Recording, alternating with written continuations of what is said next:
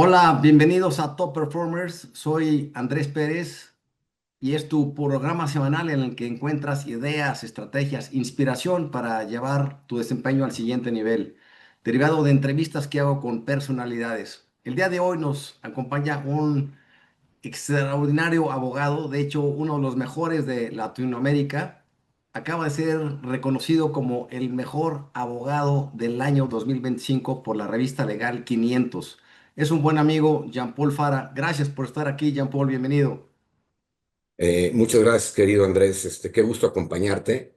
Y nada más para que la gente tenga un poco de perspectiva, somos amigos, tenemos o nos conocemos de hace casi 40 años, mi querido Andrés. Entonces, para mí, el poder compartir este espacio contigo, pues me da mucho gusto y aparte un honor, mi querido Andrés. Bien, Jean-Paul, gracias. Oye, me gustaría comenzar desde el inicio porque fíjate que he descubierto que la gente que destaca en sus diferentes campos, actividades profesionales, es en parte porque encontraron sus fortalezas desde pequeños y las desarrollaron. Así que te pregunto a ti, ¿desde cuándo te llamó la atención estudiar derecho? Pues mira, hacer un poco de memoria y antecedentes. Digo, antes que nada, como bien dices, ciertas fortalezas, ciertos hábitos se van creando desde niños, ¿no? Yo creo que gran parte se lo debo a mis padres, que me inculcaron mucho el tema de disciplina y responsabilidad, ¿no? Este, yo de hecho caí a estudiar derecho un poco por casualidad. Yo terminé la prepa muy joven, a los 17 años y no tenía muy bien definido qué quería hacer de mi vida. De hecho, en algún momento pensé, me gustaban mucho los números, quería estudiar o contabilidad o matemáticas, y al final, pues como se dan las cosas en la juventud, ¿no? Por una decisión con amigos, entré a la carrera de Derecho y la verdad me encontré con una vocación ahí, ¿no? Que realmente estando en la carrera de Derecho, encontré que me gustaba lo que estaba haciendo, me encontré que me gustaba lo que estaba estudiando, con estos hábitos que había creado desde la infancia, digo, a través de mis padres, inculcado la responsabilidad, disciplina y sobre todo un tema mucho de competitividad, ¿no? Que me gustaba. Pues encontré ahí mi definición y encontré que tenía vocación para esto, ¿no? En algún momento, en mis principios, cuando tenía 19 20 años, me dedicaba un poco a los negocios, tenía con unos amigos unos carritos de hot dogs, manejábamos unas cafeterías, pero en fin, como que el tema comercial nunca me motivó y el tema intelectual o el reto intelectual que representaba la carrera de derecho, pues me motivó más y fue cuando decidí dejar los negocios por esta carrera y por esta profesión, ¿no? Que la verdad ha Ahora sido muy estudié. generosa conmigo. Bien, Jean-Paul. Ahora, estudiaste en la Universidad Panamericana.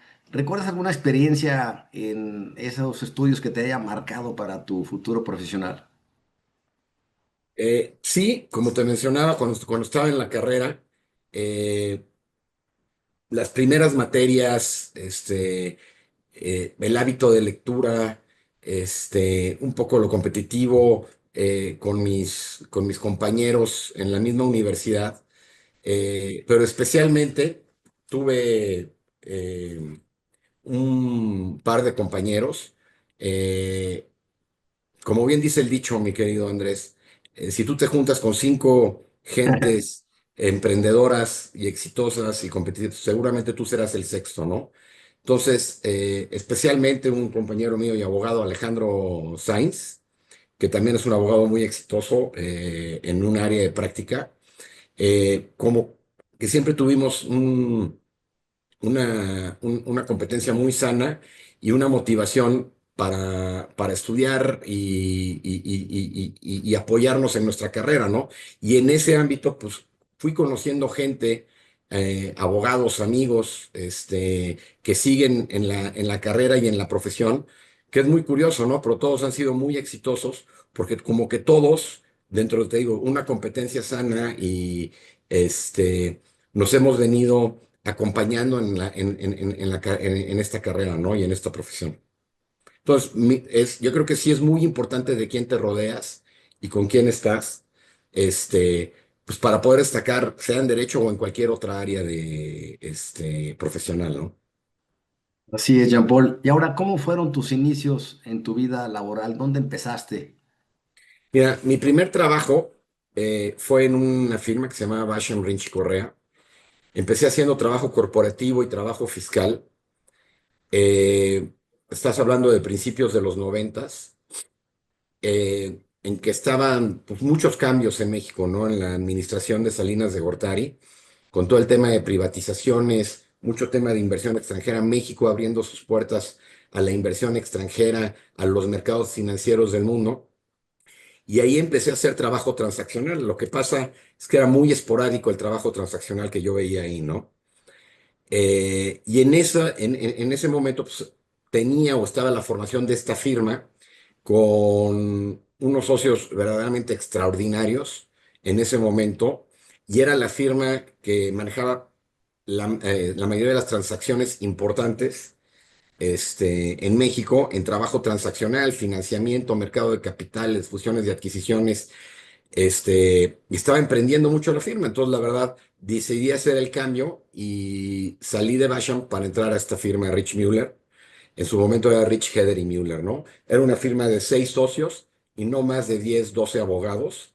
La verdad, con una cantidad de trabajo y con una serie de transacciones, era impresionante, te digo, era un momento muy peculiar, las circunstancias en México. En ese momento todavía no había internet, todo se hacía a través de fax. Había que viajar mucho y la dinámica de trabajar en una transacción o trabajar en las transacciones en ese momento, pues era muy interesante, muy motivante. Era un trabajo muy internacional, tenías que trabajar mucho, interactuar mucho con firmas en Nueva York y en Europa. Y el tipo de trabajo, pues fue, era muy interesante.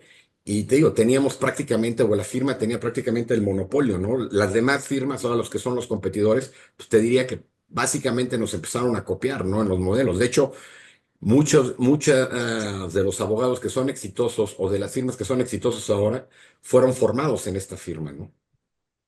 Así es.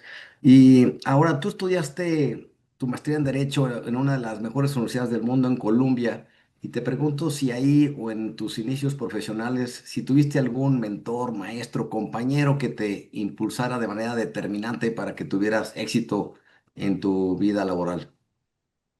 Pues mira, estudié en Colombia, efectivamente. Colombia para mí me cambió completamente mi vida, ¿no? O sea, la verdad, la experiencia de haber estudiado en la maestría, haber tenido la oportunidad de estudiar la maestría en Colombia, desde el punto de vista intelectual me cambió, o sea, reconfiguró la forma en la que yo procesaba y en la que yo razonaba. Un poco del tema de la educación en México es mucho, te enseñan a memorizar, ¿no? Y te enseña un poco a razonar, un poco a pensar.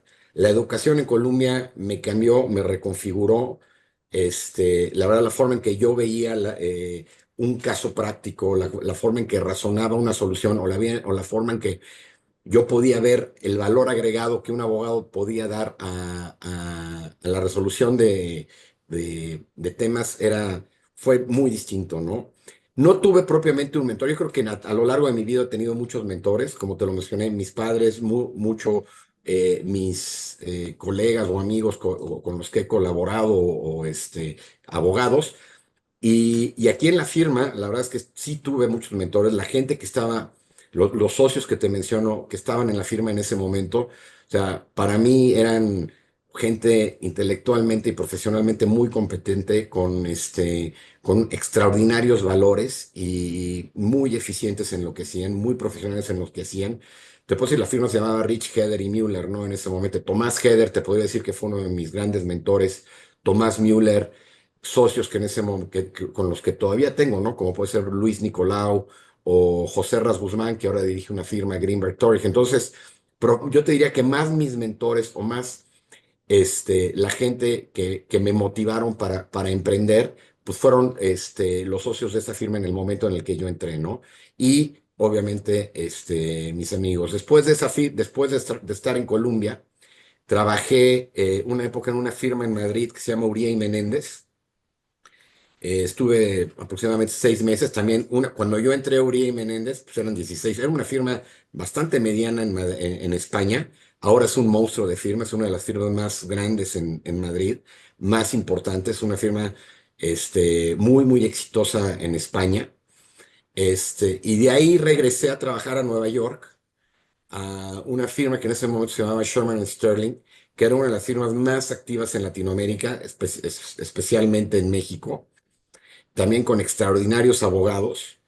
Y la verdad, desarrollé una gran práctica y gran carrera en Sherman, pero para mí siempre, pues, tenía la intención de regresar a México y desarrollar y aplicar pues, todo el conocimiento que aprendí en Colombia, toda la experiencia que con mi estancia en Madrid y en Nueva York, para aplicarla aquí en México, ¿no? Y creo que no fue la decisión equivocada, creo que fue una buena decisión. Bien, Jean-Paul. Ahora, sabemos que en derecho hay varias verticales. ¿Qué te llevó a especializarte en banca y finanzas? Supongo que tu capacidad de hacer números, ¿no? Que mencionabas. Pues mira, pues como bien mencionas, siempre me interesó, de hecho todavía me encanta el tema y leo mucho del tema de mercados de capitales, me encanta revisar, analizar empresas. Fíjate que en el trabajo que yo hacía en Nueva York, estaba muy enfocado más a temas de mercado de capitales. Y tú cuando estás trabajando en temas de mercado de capitales, la parte o el soporte jurídico, pues es precisamente hacer estos folletos de oferta, ¿no? Los prospectos de colocación. Y cuando estás haciendo esos prospectos, pues está la parte que es la discusión, que le llaman MD&A, ¿no? Que es el Management Discussion and Analysis, o sea, la discusión de los resultados financieros. Y tú como abogado tienes que interpretar o tienes que ver y analizar los resultados, el estado de resultados de una compañía, balance, etcétera. Entonces, siempre me encantó mucho me gustó mucho el tema, me llamaba mucho la atención el tema financiero. Y pues en una época pues vi mucho mercado de capitales de la mano con todo lo que es el trabajo de financiamiento, ¿no? De todo tipo de financiamiento, financiamiento corporativo, ahora hago mucho financiamiento inmobiliario también, financiamiento de infraestructura, y todo el apoyo legal que eso refiere, pero siempre me gustaron los números, siempre me llamó la atención el tema financiero, me sigue llamando mucho la atención el tema financiero y entender el tema financiero, ¿no? Entonces, algo que en la práctica he complementado muy bien, este, con el desarrollo profesional como abogado, ¿no? Bien, Jean-Paul. Ahora, tenemos un público muy diverso aquí, obviamente no experto en derecho, y platícanos así de manera fácil. ¿Qué hace un abogado financiero?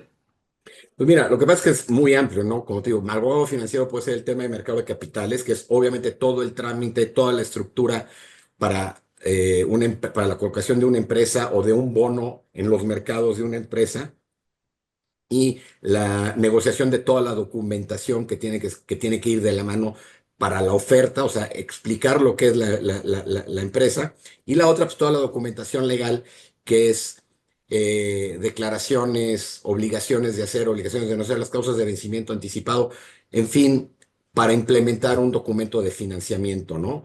Te digo, eso sería para un tema, un bono, para un crédito es exactamente lo mismo, ¿no? O sea, dar todo el soporte legal en una negociación, en la contratación de un financiamiento. Tú o cualquier persona cuando va y contrata un crédito, digo, estos son muchas veces contratos de adhesión para personas físicas, pero tú en tu contrato pues, te dicen, oye, dame una serie de declaraciones, en las cuales yo pueda basar que tienes la capacidad o la solvencia para darte un crédito, y luego te ponen una serie de obligaciones de hacer que tienes que estar dando cumplimiento para saber que vas a poder servir tu deuda, ¿no? Y luego, pues si no, pues causas de vencimiento anticipado y qué es lo que pueden hacer para ejecutar tu crédito, ¿no?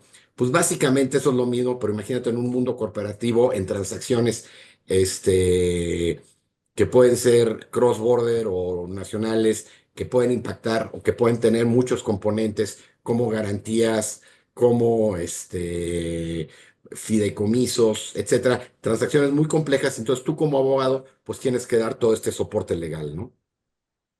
Bien, ahora Jean-Paul, tú recibiste el reconocimiento en 2023 y 24 como el mejor abogado bancario y financiero y en el Ujú. 2025 el mejor abogado en México. Dime, ¿quién es Legal México Awards y cómo es que definen al mejor abogado del año? Mira, Legal 500 es una publicación. Déjame platicarte un poco, porque es un poco el antecedente, ¿no? Hay ciertas publicaciones, principalmente inglesas, que han explotado el tema de lo que podría ser el narcisismo de los abogados, ¿no?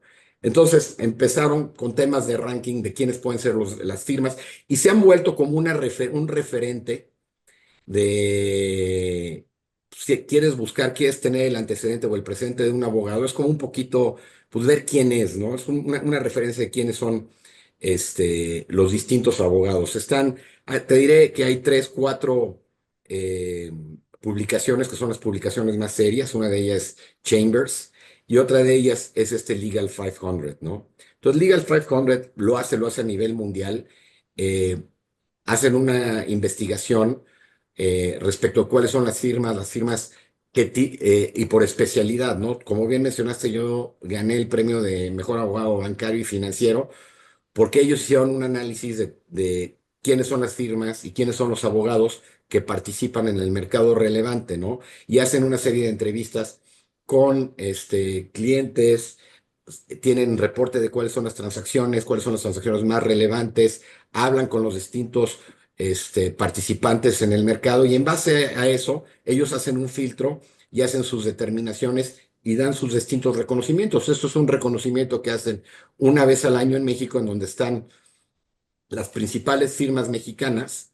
Digo, es una ceremonia pues, muy formal y muy elegante, digamos, que hacen. Y entonces dan los distintos reconocimientos, reconocen las distintas áreas de práctica.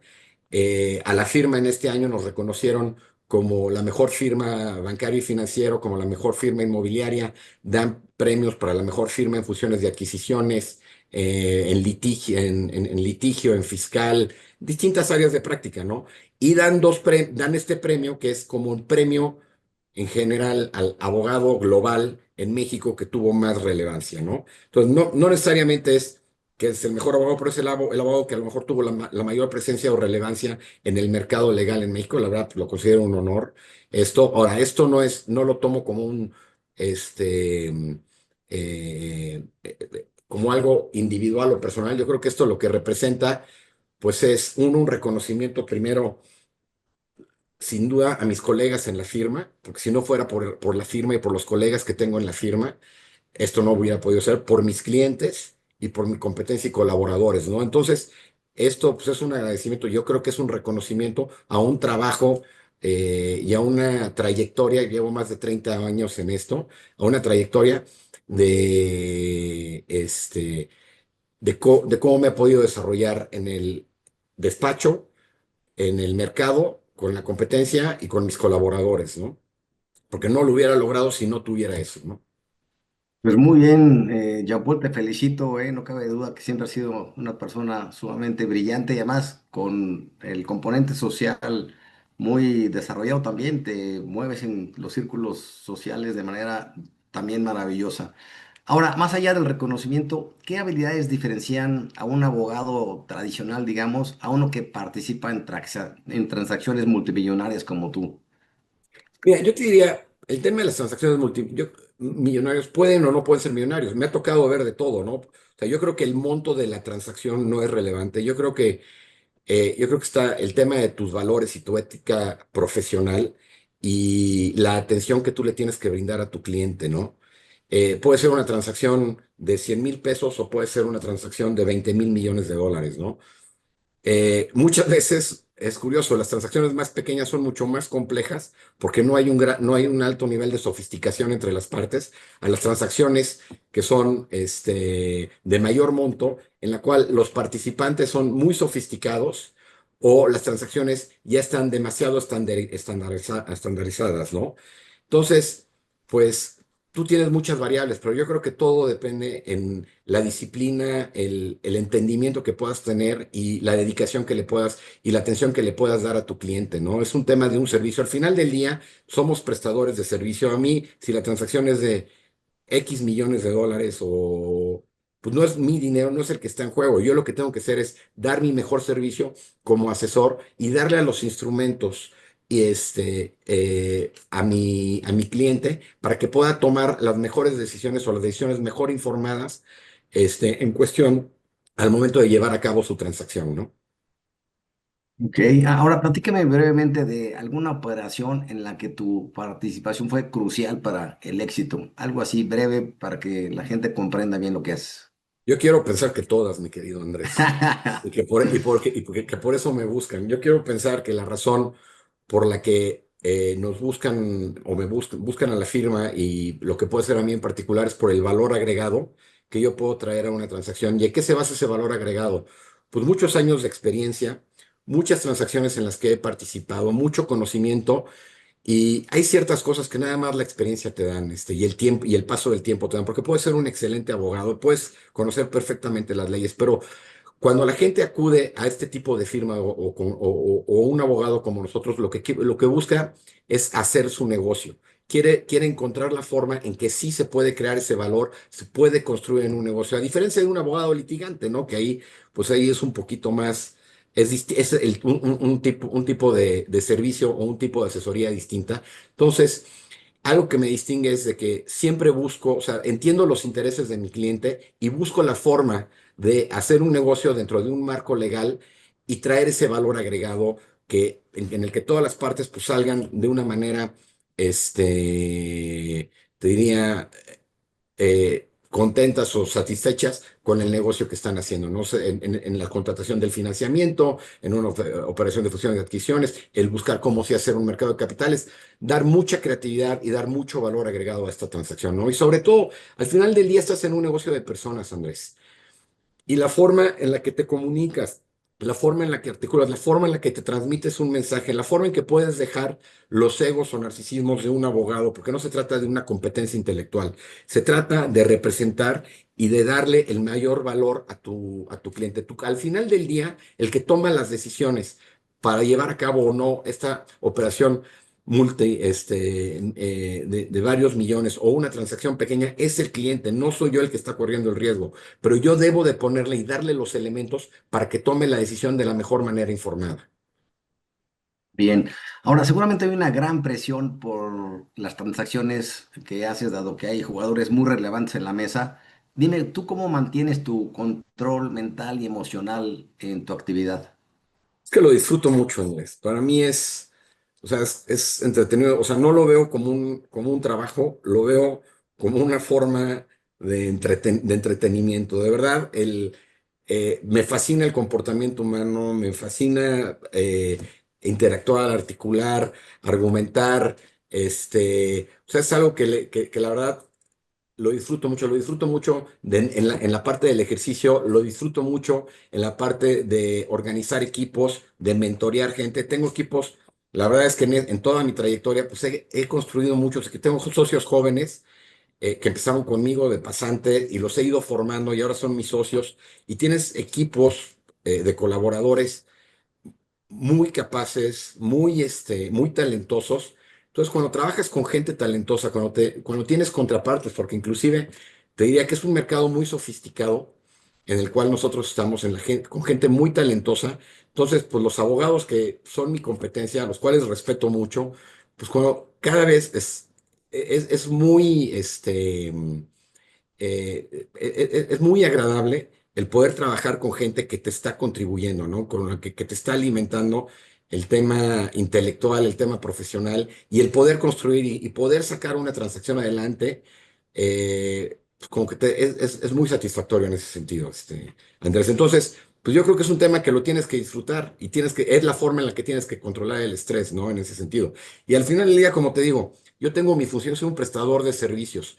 Las decisiones el estrés lo tiene más el cliente, ¿no? Y lo que yo le tengo que transmitir es la seguridad y los elementos para disminuirle ese estrés. Si yo me estreso, pues imagínate que tú eres mi cliente, Andrés, y llegas estresado y yo te estreso más. Estás buscándome para que te transmita esa confianza y tú puedas tomar las decisiones correctas, ¿no? Bien, Paul. Oye, ¿qué te parece si le dejamos hasta aquí para esta primera parte del programa? Hay mucha tela todavía de dónde cortar y esa la hacemos para la siguiente semana, la segunda parte del programa. Así que, amigos de Top Performers, síganos la siguiente semana. Aquí vamos a continuar con Jean-Paul Fara el mejor abogado del 2025 de acuerdo a Legal 500. Gracias, saludos.